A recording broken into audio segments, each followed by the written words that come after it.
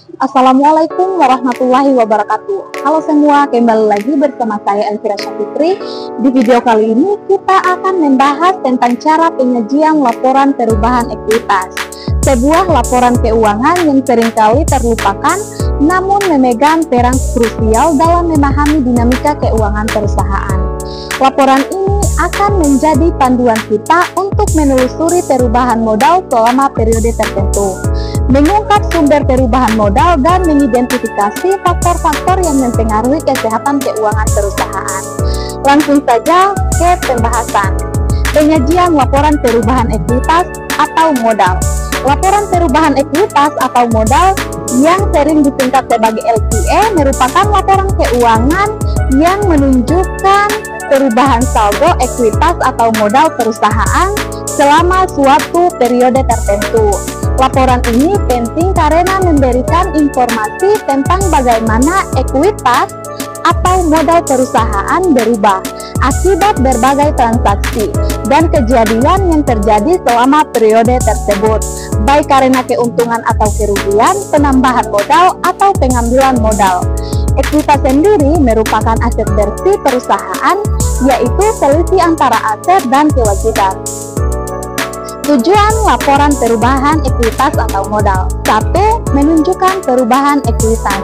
Laporan ini menunjukkan bagaimana nilai ekuitas atau modal perusahaan berubah dari periode sebelumnya ke periode berjalan, atau menunjukkan bagaimana saldo ekuitas di awal periode berubah menjadi saldo ekuitas di akhir periode. 2. Menghubungkan laporan laba rugi dengan neraca. Laporan ini menghubungkan laba bersih dari laporan laba rugi dengan perubahan saldo ekuitas atau modal pada neraca. 3. Memberikan informasi tentang aktivitas pemilik. Laporan ini menunjukkan aktivitas pemilik seperti penambahan modal, pengambilan modal, dan distribusi dividen. 4.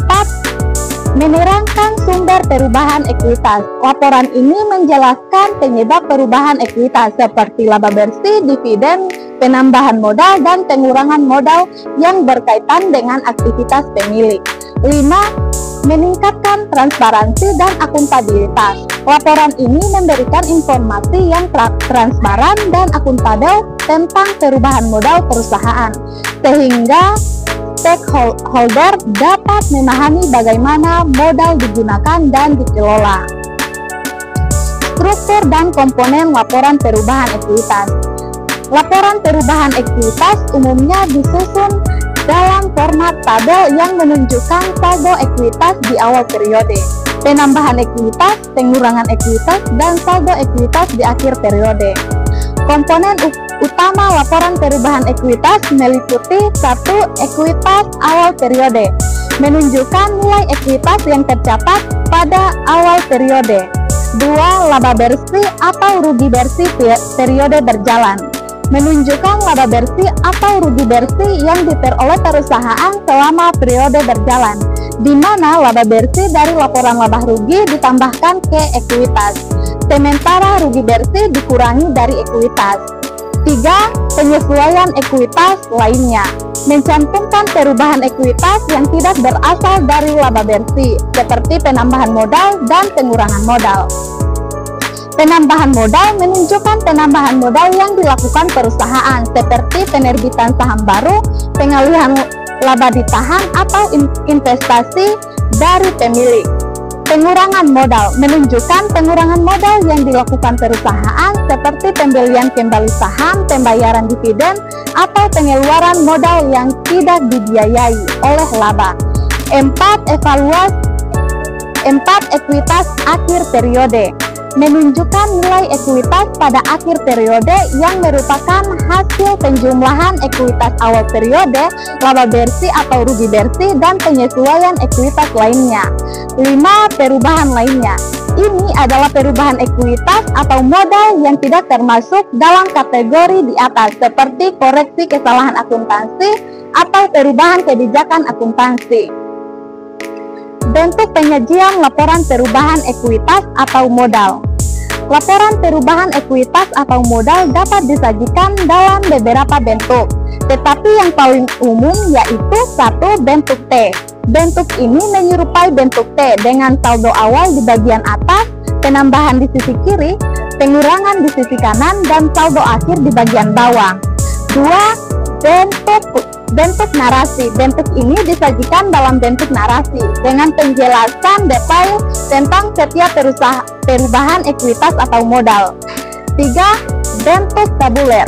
Bentuk ini disajikan dalam bentuk tabel dengan kolom atau setiap komponen ekuitas atau modal dan baris untuk setiap periode.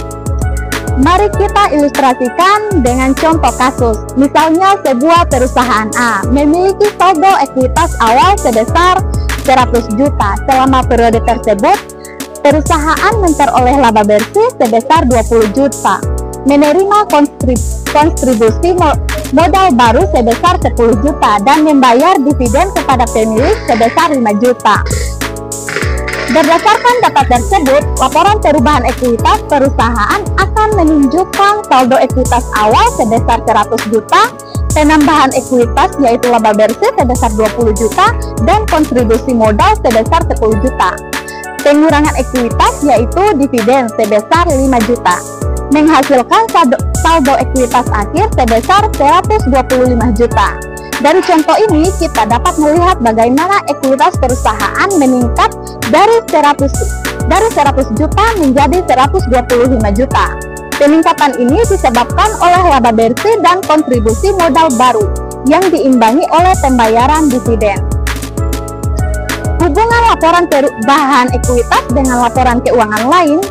Laporan perubahan ekuitas memiliki hubungan erat dengan laporan keuangan lainnya, terutama neraca dan laporan laba rugi. Neraca menunjukkan posisi keuangan perusahaan pada titik waktu tertentu, dan ekuitas merupakan salah satu komponen utama neraca. Laporan perubahan ekuitas memberikan informasi tentang bagaimana ekuitas perubahan dari periode ke periode yang kemudian tercermin dalam neraca. Laporan laba rugi menunjukkan kinerja keuangan perusahaan selama periode tertentu, dan laba bersih yang dihasilkan merupakan salah satu faktor utama yang mempengaruhi perubahan ekuitas. Laporan perubahan ekuitas menghubungkan laporan laba rugi dengan neraca dengan menunjukkan bagaimana laba bersih memengaruhi saldo ekuitas. Pentingnya laporan perubahan ekuitas.